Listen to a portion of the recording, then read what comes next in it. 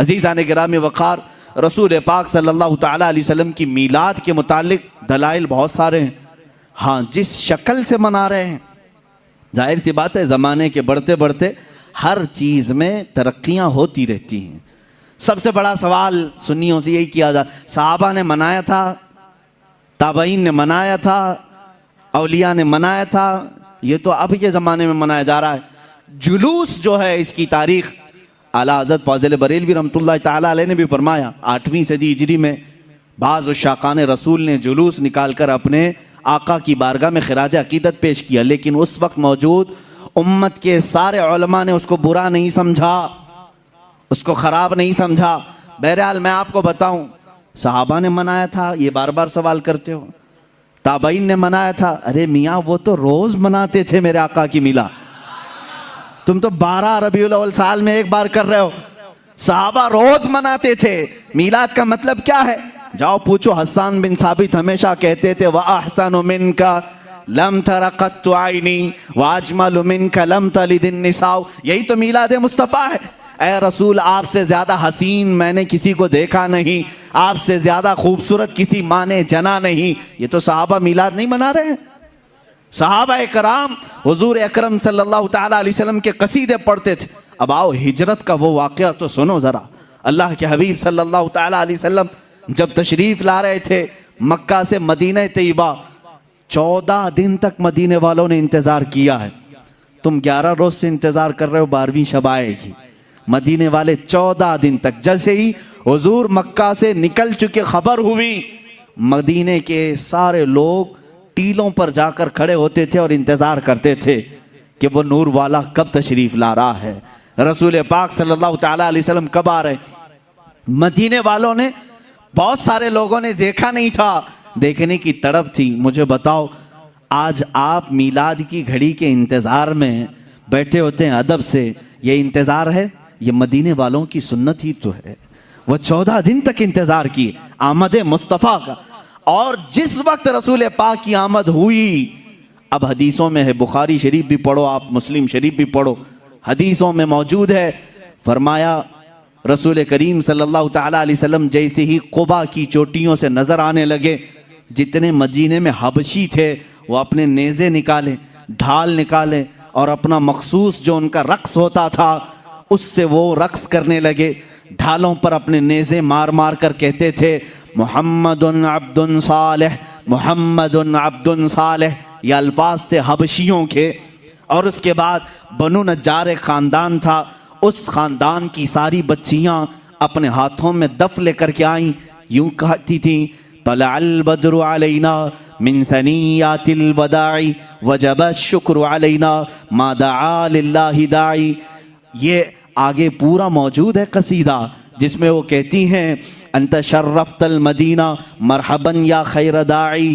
یہ گنگناتے ہوئے وہ یوں کہہ رہی تھی ہم پر 14ویں کا چاند طلوع ہو گیا ہے۔ کہاں سے؟ ثنیۃ الوداع کی گھاٹیوں سے، اس کے آنے پر ہم پر شکر واجب ہو گیا ہے۔ مجھے بتاؤ یہ میلاد نہیں ہے تو اور کیا ہے؟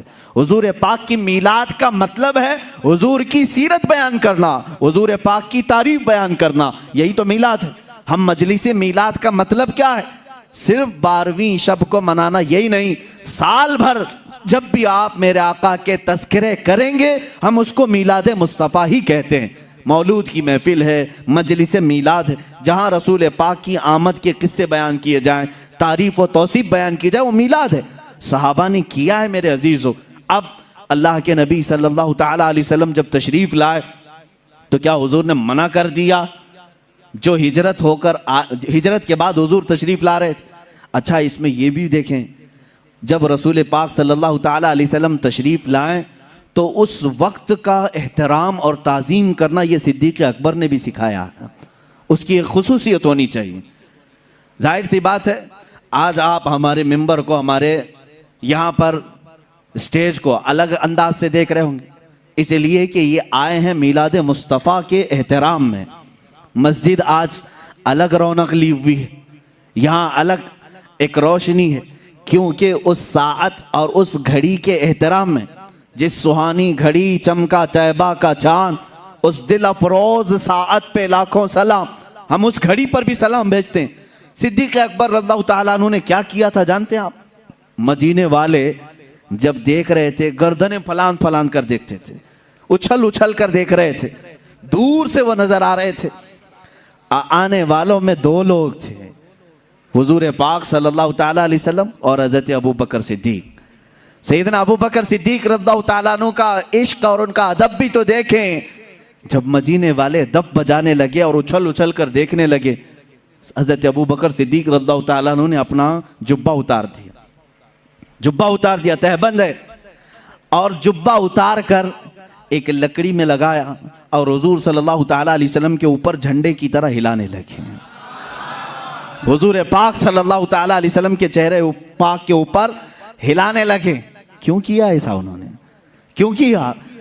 यही तो हम भी कहते हैं, जब वो आमद मुस्तफ़ा हो तो हम लहराते हैं, लोगों को बताते हैं कि ये घड़ी आम घड़ी नहीं है। हज़रत अबू बकर सिद्दीक ने यूं किया।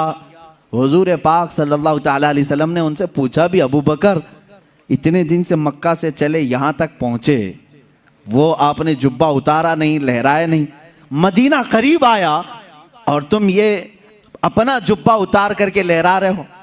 सिद्दीक़ अकबर के इश्क को लाखों सलाम, अदब व एहतराम को लाखों सलाम। अर्ज करते हैं, आका बहुत सारे मदीने वालों ने आपको अब तक देखा नहीं, मैं ये सोचता हूं कहीं वो गलती से मुझे रसूल ना समझ लें। मैंने अपना जुब्बा उतार दिया है ताकि मदीने वालों को पता चले आका और है, गुलाम और है। झंडे लहराते हैं तो पता चलता है आका तशरीफ ला रहे हैं। ये सिद्दीक़ अकबर ने करके बताया है। जब रसूल तशरीफ ला रहे हो तो झंडे लहराए जाते हैं, इसलिए कि उस घड़ी का अदब हो, उसका एहतराम हो। मदीने वालों ने देखकर ही पहचान लिया, जो लिबास उतार कर आ रहा है वो गुलाम रसूल है, और जिसके सर पर झंडा लहरा रहा है अगर से जुब्बे का हो वो मुहम्मदुर रसूलुल्लाह है। मेरे आका सल्लल्लाहु ताला अलैहि वसल्लम के आने का अदब और एहतराम मदीने वालों ने भी किया था।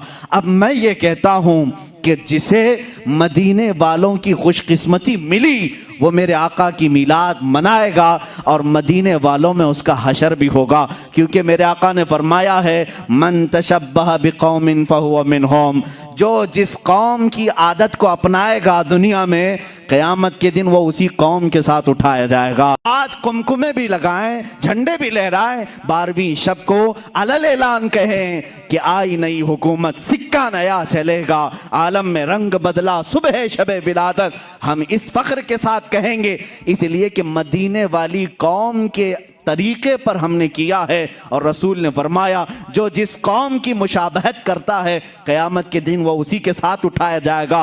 फख्र करो, क़यामत के दिन इंशाअल्लाह हम सब मदीने वालों के साथ उठाए जाएंगे।